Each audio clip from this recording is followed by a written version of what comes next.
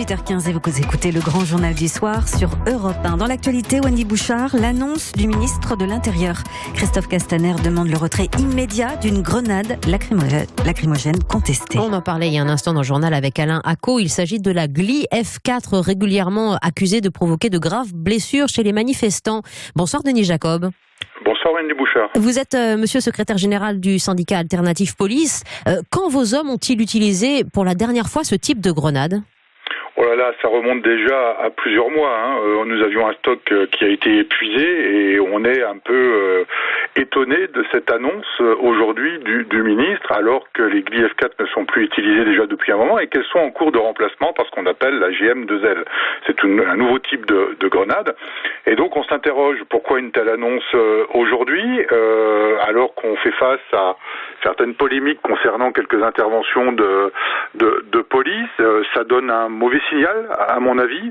Le signal à nos détracteurs qui n'ont qu'un seul objectif, c'est de désarmer les policiers, puisque je rappelle qu'à chaque fois qu'il y a eu une arme qui a été utilisée, une arme dite non létale, que ce soit le taser, que ce soit le tonfa, que ce soit le lanceur de balles de défense ou les grenades, les Gli F4, eh bien, à chaque fois, il y a une interdiction qui est demandée. Et notre crainte, c'est qu'on donne raison à ces personnes-là et qu'on arrive, au fur et à mesure, à désarmer les policiers et qui se retrouvent sans aucun moyen pour rétablir l'ordre républicain de notre pays face à des manifestants, si on peut appeler ça des manifestants, plutôt des casseurs, qui ne sont là que pour s'attaquer physiquement à nos collègues. Donc on est un peu éberlué, si je puis dire, par rapport aux déclarations du ministre dans une période de tension particulièrement compliquée et puis aussi dans une période électorale qu'il ne faut pas oublier, on arrive au municipal. Oui, ça participe pour vous de ce coup de com', comme soulignent certains de vos confrères, Denis Jacob ? Oui, c'est ce que j'ai déclaré déjà en début d'après-midi. J'ai plus ce sentiment que c'est une opération de communication, peut-être pour un électorat qui aurait une certaine désaffection pour le pouvoir en place en ce moment. Et nous, on n'accepte pas, une fois de plus, d'être les faire-valoir de tel ou tel parti politique à des fins électoralistes. C'est pas acceptable. Alors, si c'est le cas, c'est pas acceptable. Ça participe aussi, vous le savez bien, d'un contexte de réflexion sur les violences, entre guillemets, policières et les dérives avérées pour d'autres. Il y a eu beaucoup de saisies de l'inspection générale de la police en marge des cortèges, des dernières manifestations. Le ministère veut finalement que vous utilisiez aujourd'hui et demain, Denis Jacob, un arsenal moins vulnérant, c'est le terme utilisé, c'est-à-dire qui blesse moins. Oui, nous, on n'est pas opposés à remplacer les moyens qui sont confirmés, avérés comme dangereux. Nous, ce que l'on dit, c'est que il faut nous donner les moyens de faire le travail qu'on nous demande de faire, parce que je rappelle quand même qu'on nous a demandé de faire du maintien de l'ordre de contact, d'aller directement sur les gens, de procéder à leur interpellation. Et quand on va au contact des gens, ça ne peut pas se passer sans casse, malheureusement, parce que dans la cohue, dans la violence, eh bien, on n'est pas à l'abri d'avoir des blessés. Bien sûr, on peut éviter les grenades qui arrachent les mains. Si on peut, c'est bien, c'est mieux pour tout le monde, j'imagine. Wendy, le problème, c'est qu'on remplace une grenade par une autre grenade. Mais bien sûr. Bon, donc, tant qu'on aura des personnes qui seront inconscientes au point d'aller ramasser une grenade, que vous remplacez la GLI F4 par la GM2L, ce sont des grenades. Qu'elles soient plus ou moins fortes, ça reste une arme. Et donc, si on a des gens inconscients qui continuent à les ramasser, on aura encore des blessés. Donc, c'est un faux débat que de dire je supprime la GLI F4. Nous, ce que l'on dit, c'est que s'il faut effectivement revoir les moyens de la police nationale, eh bien, revoyons-les, pas de souci, mais qu'on nous donne les moyens, malgré tout, de continuer à faire notre travail qui est d'assurer la sécurité de nos concitoyens, mais aussi d'assurer notre propre sécurité. Parce que demain, je ne vois pas comment on va pouvoir contenir des black blocs sur des manifestations particulièrement violentes avec un bouclier et un casque. C'est impossible. Et est-ce que ça veut dire, Denis Jacob, que demain, le ministre de l'Intérieur peut faire la même déclaration au sujet du LBD, le fameux lanceur de balles de défense qui avait fait tant polémique. Est-ce qu'on est dans cette logique-là ? Vous employez le mot tout à l'heure, de désarmement.